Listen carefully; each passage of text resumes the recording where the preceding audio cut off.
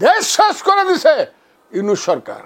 খুব চালাক, খুব বাটপার সরকার এটা, খুব মিথ্যাবাদী, খুব ধোঁকাবাজ সরকার এটা। কে হাসনাত আব্দুল্লাহ কই আসো? মতি দিলে এই স্বদেশ মানুষকে একটা মিছিল করে আমার বাসার সামনে আসো। কেন আসতে হবে? আওয়ামী লীগকে নিষিদ্ধ করার জন্য স্বদেশ লোকের দরকার। এরা কিন্তু ওই সাপ লুডু খেলতেছে ইউনূস সরকার। খুব চালাক, খুব বাটপার সরকার এটা, খুব মিথ্যাবাদী, খুব ধোঁকাবাজ সরকার এটা, যেটা আমি কল্পনা করি না ইউনূস সাহেবের মতো লোক, মহান লোক এখানে থাকার ফলে এইসব হইতে পারে। মানুষকে ধোঁকা দেয়, মানুষকে নাটক শেখায়। কে হাসনাত আব্দুল্লাহ কই আসো? মতি দিলে এই স্বদেশ মানুষকে একটা মিছিল করে আমার বাসার সামনে আসো। স্যার খুব গরম, গরমে কিছু হবে না, আমি তোমার ঠান্ডা পানি খাওয়াইবো আর ঠান্ডা পানি মাথা ডাইলে দেব। কেন আসতে হবে? আওয়ামী লীগকে নিষিদ্ধ করার জন্য স্বদেশ লোকের দরকার। নাটক এগুলা মানুষ বুঝে তো, যে উনি হাকিম হইয়া হুকুম করো, পুলিশ হইয়া ধরো, সর্প হইয়া দংশন করো, উজা হইয়া ছাড়ো। এই নাটকের তো দরকার নাই। আপনি রাজনীতি করতে চান ইউনূস সাহেব, আপনি রাষ্ট্রপতি, প্রধানমন্ত্রী, আপনার দল ক্ষমতা যে এনসিপির ছেলেদেরকে নিয়ে পলিটিক্স করেন, আপনি প্রেসিডেন্ট হন, বাপকা বেটার মতো রাজনীতি করেন, আপনাকে আমি স্যালিউট দিলাম। যদি মেজরিটি পান ক্ষমতায় যাবেন, চক্রান্ত করেন কেন?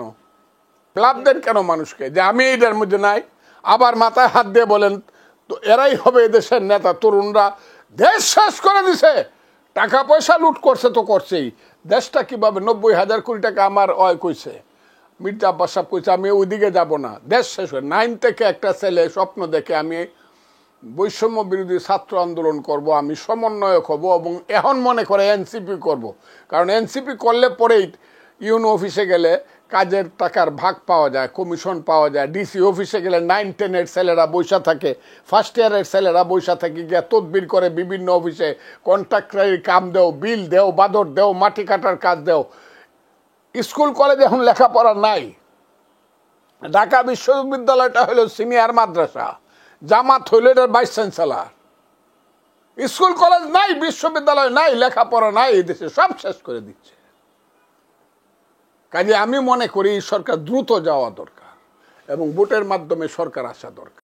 2026-এর জুন রাজনীতিকে করবে খুন।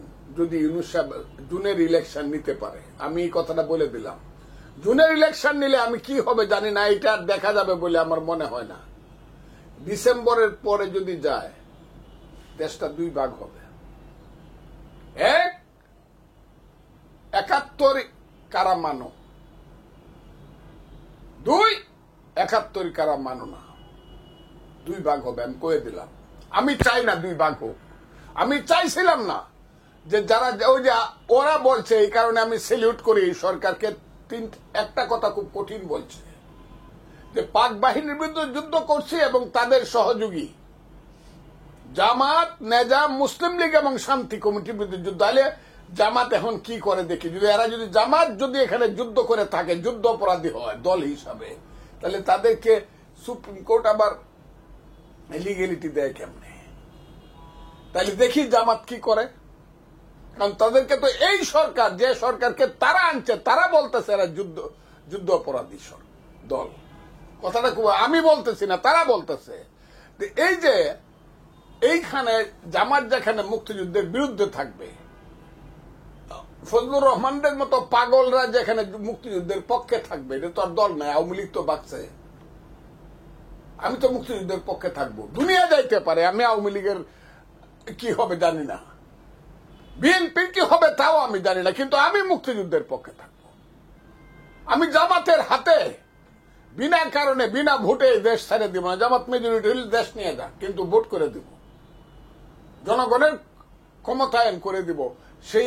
সেইখানে বুঝে যাবে আমার দল বিএনপির রোলটা কি। তখন তাদের অবস্থান নিতেই হবে, স্ট্যান্ড নিতেই হবে। খালি ভোট করতে চাই, ক্ষমতায় যেতে চাই, এটা করলে হবে না। নীতিগত অবস্থানটা অবশ্যই পরিষ্কার করতে হবে। পৃথিবীতে সব দেশে সব কালে যারা ক্ষমতায় যাইতে চায়, প্রথমে তাদের নীতিগত অবস্থানটা তারা ক্লিয়ার করে।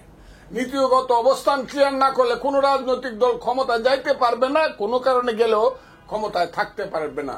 নীতিগত অবস্থানটা ক্লিয়ার করতে হবে। 71-এর আমি পক্ষে না বিপক্ষে, কথাটা খুব ক্লিয়ার। কথাটা কি আপনাকে আমি বুঝাতে পারছি কথাটা? পৃথিবীতে যখন যে দলে, যেমন ইন্ডিয়াতে মোদী ক্ষমতায় গেছে, বিজেপি ক্ষমতা, তার নীতিগত অবস্থান আরএসএস, হিন্দুইজম, সেটা ক্লিয়ার করছে যে আমি হিন্দুইজমের পক্ষে। কংগ্রেস, আমি ধর্মনিরপেক্ষতার পক্ষে, এটা বলতেই হবে। আমি কোনটার পক্ষে না। চোররে আমি চোর কমু না, ভালো মানুষে ভালো মানুষ কমু না, আমি নিরপেক্ষ, সে খারাপ মানুষ, সে হইলে সুবিধাবাদী। রাজনীতিতে ভালোকে ভালো বলতে হবে, খারাপকে খারাপ বলতে হবে, মুক্তিযোদ্ধাকে মুক্তিযোদ্ধা বলতে হবে, রাজাকারকে রাজাকার বলতে হবে। This is politics. Awami League যত ফেসিস্ট বলুক আর যাই বলুক, দেশ যখন চলে যাবে, আওয়ামী লীগের কর্মীরা যারা অপরাধ করে নাই বা যারা গ্রামে গঞ্জে আছে, হাজারে হাজারে লাখে লাখে, দেশ রক্ষা করার জন্য তারা নামতে পারে। সেই নামার পক্ষে যদি স্লোগান এক হয়ে যায়, বিএনপির সাথে হইতেও পারে। আমার কথাটা খুব বোঝার চেষ্টা করেন। দেশ বাঁচাও, মানুষ বাঁচাও, আমার দেশ আমি দেব না। অথবা বিএনপির বোন বলতে পারে, ছেলে ঘুমালো পাড়া জোড়ালো বর্গি এলো দেশে। আবার আওয়ামী লীগের মাও বলতে পারে, ছেলে ঘুমালো পাড়া জোড়ালো বর্গি এলো দেশে। তাকে থামায় রাখতে হয়, তাহলে বিএনপির পলিটিক্সটা সঠিক হইতে হবে।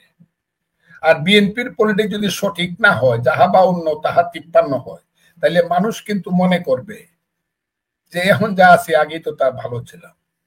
আগে তো অন্ত এক জায়গা থেকে একটা বিচার পাওয়া যেত একজন মাতবরের কাছে, একজন এমপির কাছে। এখন তো এমপিও নাই, মাতবরও নাই, নেতাও নাই, এখন তো সবই নেতা। কাজে এখন তো চলছে মব জাস্টিস। মব জাস্টিসের চেয়ে তো স্বৈরতন্ত্র ভালো।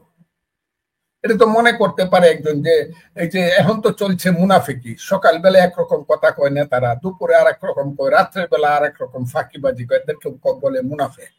অনেকে মনে করতে পারে মুনাফেকের চেয়ে তো ফেসিস্ট ভালো, in according to Islamic mythology. মুনাফেকের চেয়ে এটা হইতে পারে। যদি বেশি উপদ্রব হইতে থাকে, তাইলে কিন্তু মানুষ বলতে পারে, আরে ওই যে আমি আপনাকে একটা কথা বলি, এক লোক মরুভূমিতে পানি বিক্রি করতো 1 টাকা গ্লাস। মানুষ বিপদে পড়ে পানি খাইতো আর বলতো, হারামজাদা এত কারুন, এত কৃপণ, 1 টাকা গ্লাস পানি বিক্রি করে, ওর চেয়ে খারাপ মানুষ আর হয় না। সে যখন মারা যাবে, মৃত্যুর আগে তার 3 ছেলেকে বললো, বাবা, সারা দেশের মানুষ আমাকে খারাপ বলে, তোমরা আমার নামটা পরিবর্তন করার খারাপ নামটা পরিবর্তন করার চেষ্টা করো।